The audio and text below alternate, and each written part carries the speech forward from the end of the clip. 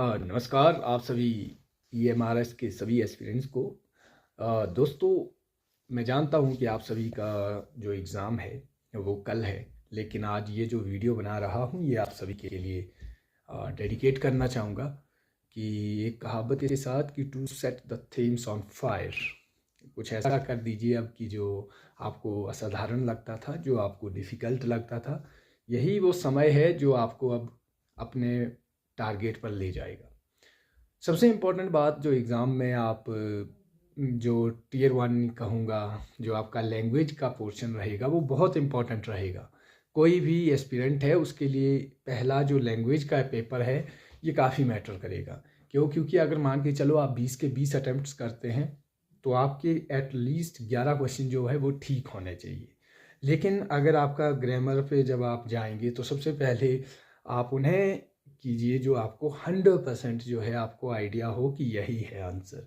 जैसे कुछ क्वेश्चंस होंगे, आर्टिकल्स होंगे, कुछ मान के चलो नरेशन होगी, एक्टिव वॉइस होंगे, वट जो भी होगा, जो इजी पार्ट होंगे वो आपने बड़े सहजता के साथ उसको अटेम्प्ट करना है। वही हिंदी में आपने बिल्कुल अपने आप को कंट्रोल रखना है, शांत रखना है, क्योंकि एग्ज़ाम में काफ़ी ज़्यादा एंजाइटी होती है और बहुत सारी जो है वो स्ट्रेस जो है माइंड पर आ जाता है। और सबसे इम्पॉर्टेंट चीज़, जब आप टीचिंग एप्टीट्यूड को, जो चाहे डोमेन का है, आपका NEP है, जो आपका 60 क्वेश्चंस जो है डिसाइडिंग फैक्टर रहेंगे किसी भी एस्पिरेंट के लिए। देखिए, सबसे पहले जब भी आप एग्ज़ाम में बैठेंगे तो स्टेटमेंट को प्रॉपर पढ़े, एक या दो बार। जो खासकर जो लेंथी क्वेश्चन होता है वो देखने को बड़ा होता है, अपने अनुभव के आधार पर कहूँगा।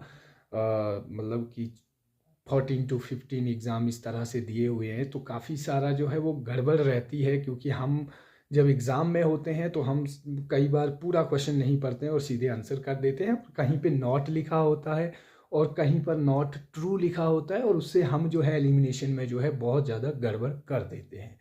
अब आप टीचिंग एप्टीट्यूड है आपका तो उसको बड़े प्यार से पढ़िए कि आखिर टीचर सेंटर्ड क्वेश्चन पूछ रहा है कि स्टूडेंट सेंटर्ड पूछ रहा है, क्योंकि वहाँ पर एक मामूली सा क्लिक होगा जहाँ पर आपका जो क्वेश्चन जो है वो इधर से उधर हो जाएगा। तो मेरा कहने का मतलब ये है कि आपका जो एग्ज़ाम है वो आपकी स्ट्रेटजी के ऊपर बहुत मैटर करेगा। पढ़ना, तैयारी कर ली है आप सभी ने, बहुत खूब पढ़ लिया है, बहुत सारा आपने हार्ड वर्क किया हुआ है और एग्ज़ाम जो है हमारी एक डूम्स डे होता है, एक तरह का द डे ऑफ जजमेंट की तरह ये काम करता है। तो इस दिन जो है हड़बड़ाना नहीं है, जो काम कर लिया है, पढ़ लिया है, खूब पढ़ लिया है, बस मन को शांत कीजिए, चित्त को शांत कीजिए और एग्ज़ाम में अपने ही ऊपर विश्वास रखना है। सबसे इम्पॉर्टेंट बात होती है कि how much you believe in your self, सबसे इम्पॉर्टेंट ये होता है। और बूस्ट योर सेल्फ कॉन्फिडेंस। जब भी आप एग्ज़ाम में जाएंगे ये मत सोचना कि सामने वाले को कितना आता है, उसे कितना आता है, मेरी प्रिपरेशन कितनी है, पता नहीं मुझे आता है या नहीं आता है। That is not your problem, वो आपकी प्रॉब्लम नहीं है। आपकी प्रॉब्लम ये है कि जितना मैंने पढ़ा है, जितना मुझे आता है, क्या मैं उसको एग्जीक्यूट कर पाऊंगी या कर पाऊंगा, ये आप लोगों ने सबसे इम्पोर्टेंटली ध्यान रखना है। और एग्ज़ाम सबसे डिसाइडिंग फैक्टर आपका रीजनिंग में भी है, ICT भी है।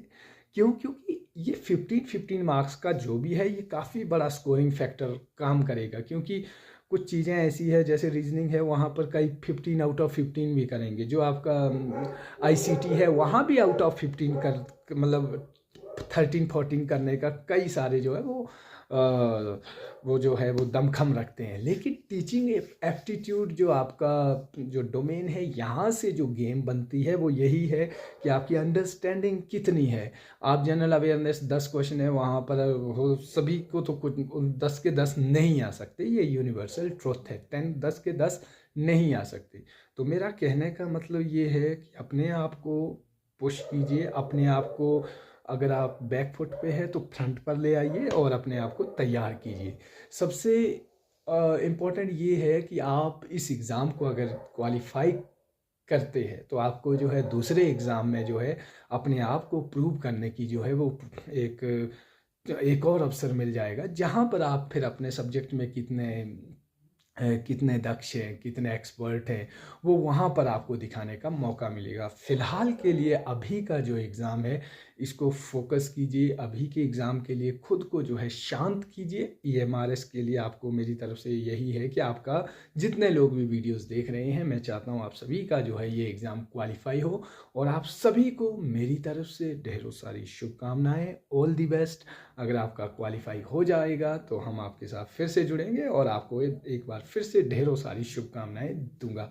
इन्हीं बातों के साथ आप सभी को हृदय की गहराइयों से all the best. Thank you so much.